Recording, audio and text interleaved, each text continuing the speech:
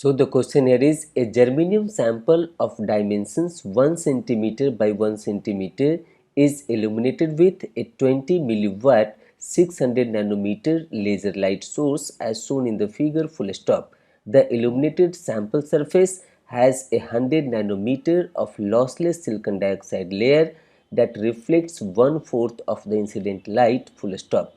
From the remaining light, 1/3 of the power is reflected from the silicon dioxide germanium interface, 1/3 is absorbed in the germanium layer, and 1/3 is transmitted through the other side of the sample full stop.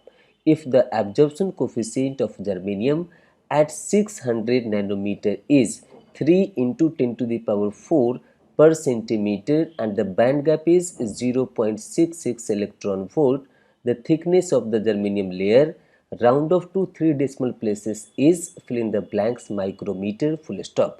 और ये question पूछा गया था 2019 में for 2 marks. सो यहाँ पर इस question में क्या दिया हुआ कि ये 20 मिली वाट का हमारा पावर इंसिडेंट हो रहा है at the surface of the silicon dioxide, और यहाँ पर से ये 20 मिली वाट का जो इंसिडेंट पावर है from this 20 milliwatt that 1/4 of the power is reflected back। इसका मतलब है कि 20 मिलीवाट में से हमारा 5 मिलीवाट माइनस हो जाएगा तो हमको मिलेगा 15 मिलीवाट जो इस सिलिकॉन डाइऑक्साइड के अंदर हमारा इंटर कर रहा है।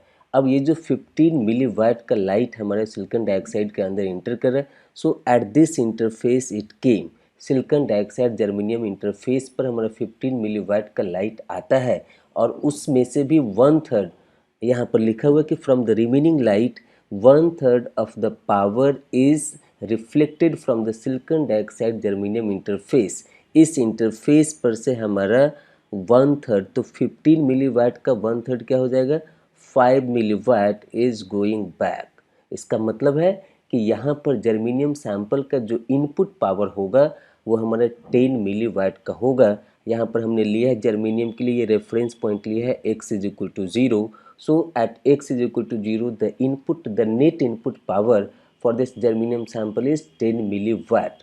अब उसके बाद दिया है कि 1/3 is absorb in the germanium layer. तो यहाँ जो इनपुट पावर है 10 मिलीवाट का, तो इसमें से भी हमारा 1/3 किसका 1/3, तो यहाँ पर जो 15 मिलीवाट का जो हमारा इनपुट पावर था, जो इंसिडेंट पावर था इसके ऊपर, तो उसमें से 1/3 हमारा इसमें एब्जॉर्ब हो जा रहा है। 1/3 तो वापस गया, 1/3 एब्जॉर्ब हो रहा है, तो इसका मतलब कि 5 मिलीवाट का पावर इसमें एब्जॉर्ब हो रहा है और रिमेनिंग 5 मिलीवाट हमारा इससे पास हो रहा है एट द अदर एंड। यहाँ पर लिखा हुआ है कि remaining 1/3 is transmitted through the other side of the sample. So अगर आप देखेंगे तो ये जर्मेनियम सैंपल के लिए इनपुट पावर हमारा हो जाएगा 10 मिलीवाट का, और इससे जो ट्रांसमिट हो रहा है at x is equal to T, तो यहाँ पर 5 मिलीवाट का हमको पावर यहाँ से मिल रहा है।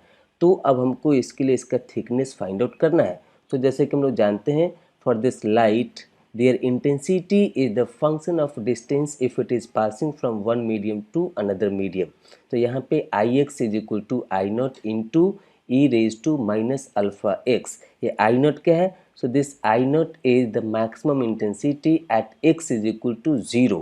So at x is equal to 0 point पे जो भी आपको मिलेगा, तो यहाँ पे जब आप एक्सपोनेंशियल टर्म में x इज इक्वल टू 0 डालेंगे तो एक्सपोनेंशियल का टर्म क्या हो जाएगा 1 हो जाएगा, तो उस समय में आई हमारा क्या हो जाएगा आई नॉट हो जाएगा।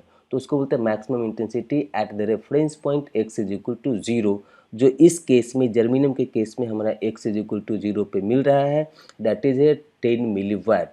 सो this 10 milliwatt is we can say that in terms of power this is P naught, क्योंकि हमारा लाइट का पावर लाइट के इंटेंसिटी पे डिपेंड करता है।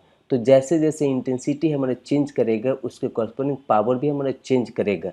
अगर यहाँ पे इंटेंसिटी ये एक्सपोनेंशियली डिके करता है तो पावर भी एक्सपोनेंशियली डिके करेगा।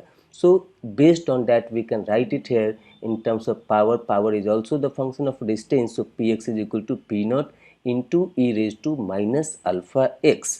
तो यहाँ पर ये पी नॉट हमारा क्या हो गया, तो 10 मिली वाट हो गया।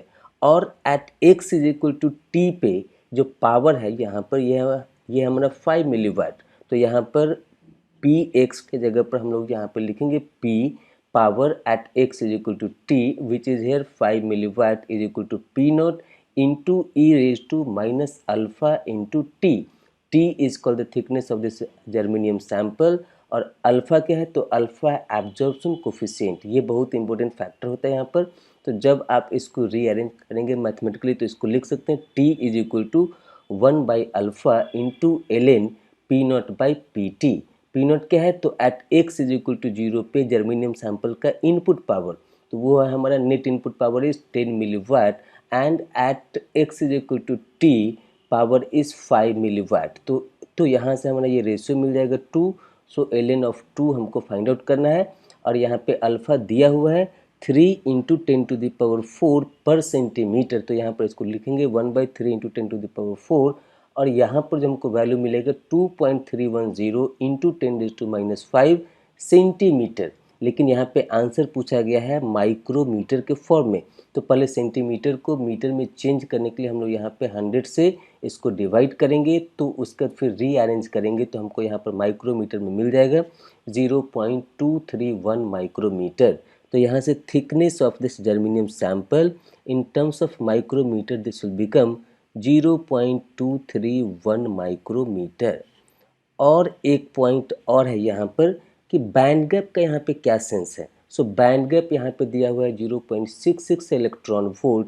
तो यहाँ जो फोटोनिक एनर्जी इस जर्मेनियम सैंपल को मिल रहा है, इसके साथ इंट्रैक्शन होने के लिए, इसके एटम के साथ इंट्रैक्शन होने के लिए जो हमारा फोटोनिक एनर्जी होता है EPH, so that should be greater than this EG।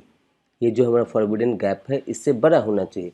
तो यहाँ पर अगर आप निकालेंगे इस वेवलेंथ पे तो आपको मिलेगा दैट EPH और photonic energy will be larger than this EG। तो ये यहाँ पे इसको वेरीफाई करता है।